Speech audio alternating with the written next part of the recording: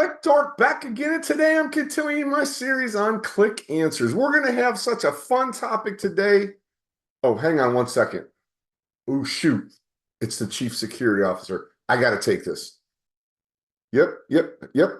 Oh, I totally understand. Yeah, my buddy Dave was so kind. He got me all those legal documents for our SAP story here. And oh, oh, okay. I'll take care of that. Never mind talking about something fun. I just got yelled at.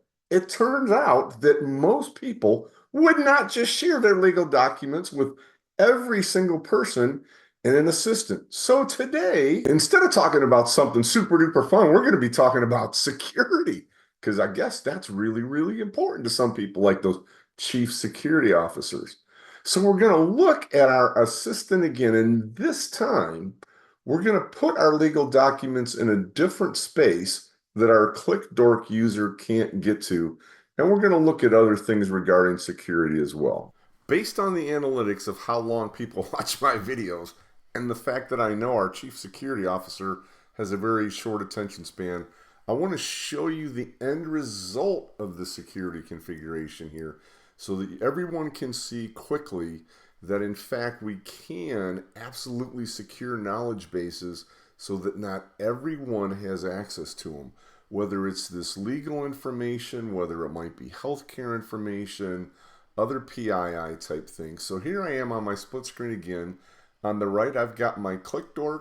On the left, I've got Dalton Ruhr, our Chief Question Officer, the one who set this up.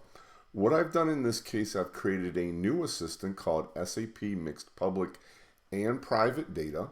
Both of them are using the exact same assistant, but notice right off the bat, I can see which knowledge bases are being used. One of them is that legal document. The Qlik does not even get to see that that knowledge base exists. If I were to look at this, you'll notice that this document, if I go down, was created in a private space. And so they are able to see that. If they ask this question, this legal question again, and the Qlik asks that question, Dalton Ruhr, since he's able to see that knowledge base, will get an answer. The Qlik would not. Even if he replies that he is not happy about this, well, sorry, too bad, so sad, you're not allowed to see our legal documents.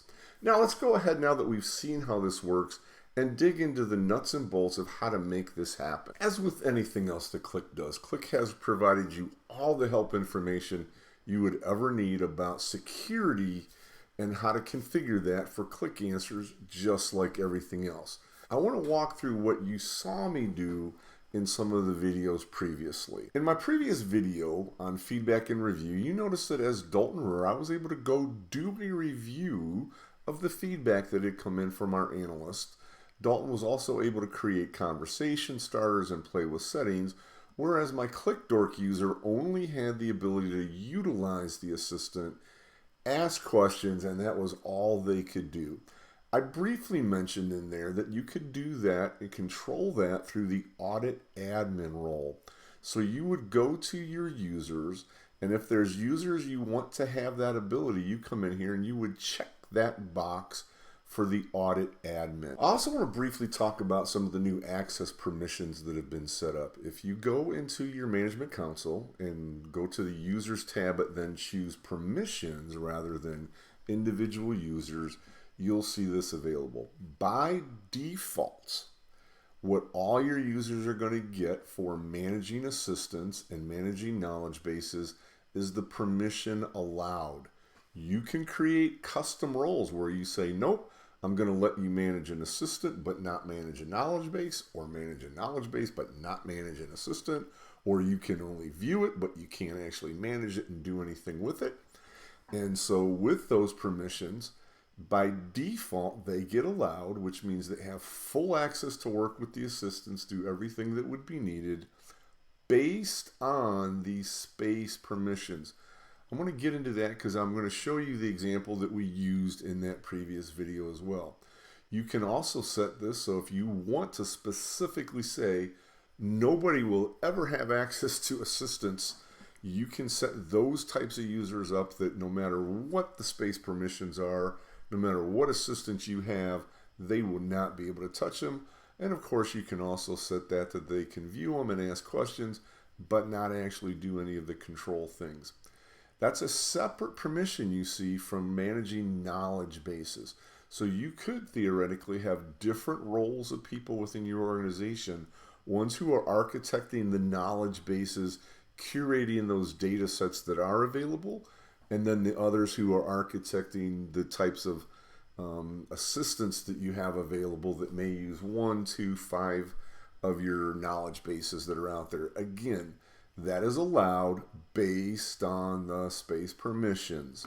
So you can see here quickly, I'm not going to read all these to you, what the other permissions are. And again, you can set up custom permissions that you would say, hey, I'm going to give these people the ability to do this other group the ability to do half of it, and another group the ability to do only part of it. So easy breezy. The last thing I want to show you today is regarding space security. It's the right access for the right people. What you saw me do in my previous video was Qlik was able to ask questions about the legal information that was out there. I started this video with the fact Qlik probably shouldn't see that information. That's private information. That could be your PII, your PHI if you're in healthcare, those types of things that may be sensitive information you only want certain people to see.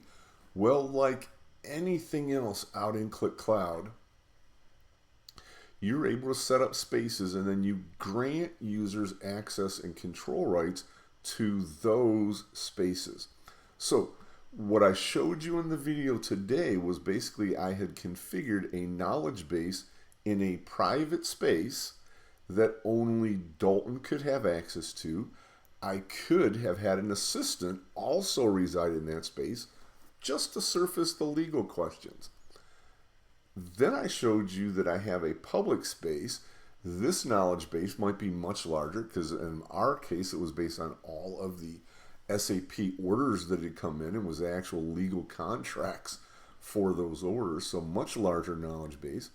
I could have an assistant that was just surfacing information out of those, but what you saw me do was surface an assistant that pulled the public information, the stuff that's shareable to anybody, as well as that private content, that legal content, so your assistants can draw from knowledge bases that are in the same space or knowledge bases that are in another space. You can take comfort in knowing if an assistant like this one has information that contains both public and private information, you do not need to do anything else regarding the assistant security. The space security is honored. And in that case, although Qlik and Dalton both could see the assistants in this space, only Dalton had the ability to see that private information because only Dalton is granted security to that space. As always, my friends, I hope that you have a great day.